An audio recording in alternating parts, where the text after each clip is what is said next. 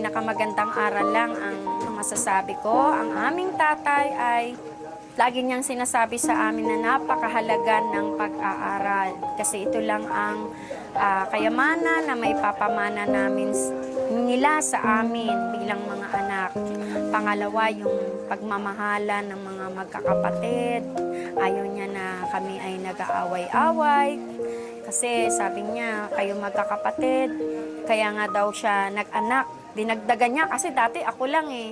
Kaya daw sila nag-anak para daw magkaroon ako ng kasama. Lalo na sa mga pagkakataong ganito. Ako ini-imagine ko kanina habang nagmimisa na kung paano na lang, kung ako lang. Wala akong mga kapatid, paano na.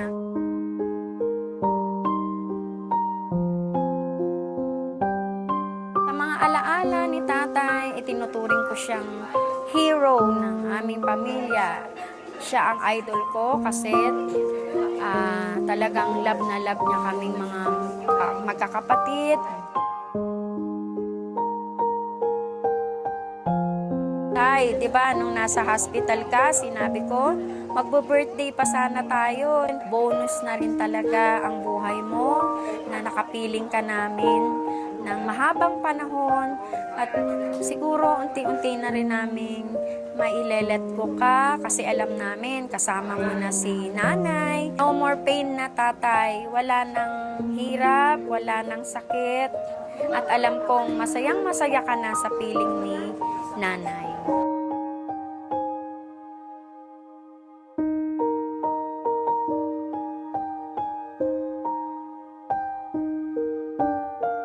Tatay namin, masasabi ko sa tatay na napaka-responsable ng tatay namin. And although stricto siya, pero naintindihan naman namin kung bakit gano'n na mahigpit siya sa amin. Bilang isang ama, ginagampanan niya yung kanyang tungkulin na mag-provide para sa pamilya namin. Naalala ko pa nung bata pa kami na halos gabi-gabi, minsan Sabado hindi siya makauwi dahil overtime sa trabaho. Pero inaabangan namin siya. Pero pag uwi niya, tuwan-tuwa kami magkakapatid dahil talagang dala-dala niya yung mga pasalubong sa amin na sako-sako yun. Ang bibigat pa nun galing Divisoria. Naririnig ako ng tatay ko ay sasabihin ko sa kanya na mahal ko siya. Kung meron man akong pagkakasala sa kanya, sana patawarin niya ako. At gusto kong malaman niya na kahit straight to siya sa akin, never ako nagtanim ng sama ng loob sa kanya. Na kahit naalala ko pa noon, halos napapalo ako madalas ng tatay ko dahil rin sa kakulitan ko. Pero napabuti naman yung buhay ko. Kaya maraming salamat tayo.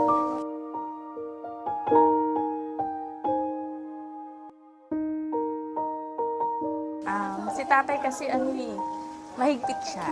Mahigpit siya sa amin, talagang disciplinarian talaga siya. Siya yung tipong 6 o'clock pa lang dapat nasa bahay ka na. At saka na-instill niya sa amin na i-priority yung pag-aaral. Sabi niya sa amin noon, 2 lang, kung mag-aaral ka, mag-boyfriend ka, mag-aasawa ka. Ganun lang siya. Unang-una gusto kong mag-thank you kasi kung hindi siya nag-mahigpit sa amin, siguro hindi ako nakagraduate kasi marami akong course na natapos eh.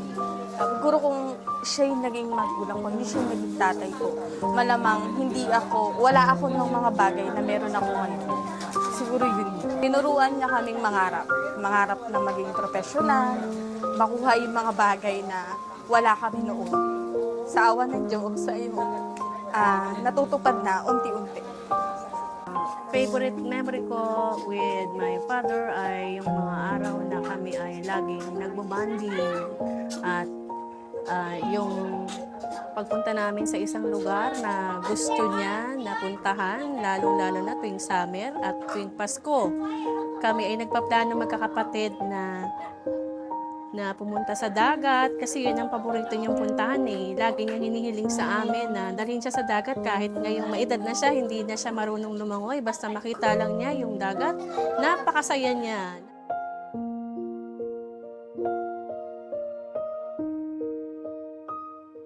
Alala ng kanyang kabataan ay nagbabalik sa kanyang isipan pagka nagagawa namin yung ibigay sa kanya. Karagdagan pa dyan yung kapag celebration ng lalo na yung birthday niya, Hindi kami nakakalimot na alalahanin yon taon-taon at ipagdiwang na ibigay namin lahat ng aming makakaya. Kasi kaming magkakapatid ay may trabaho naman. Gusto namin bawat pagkakataon na kasama namin siya ay maging masaya.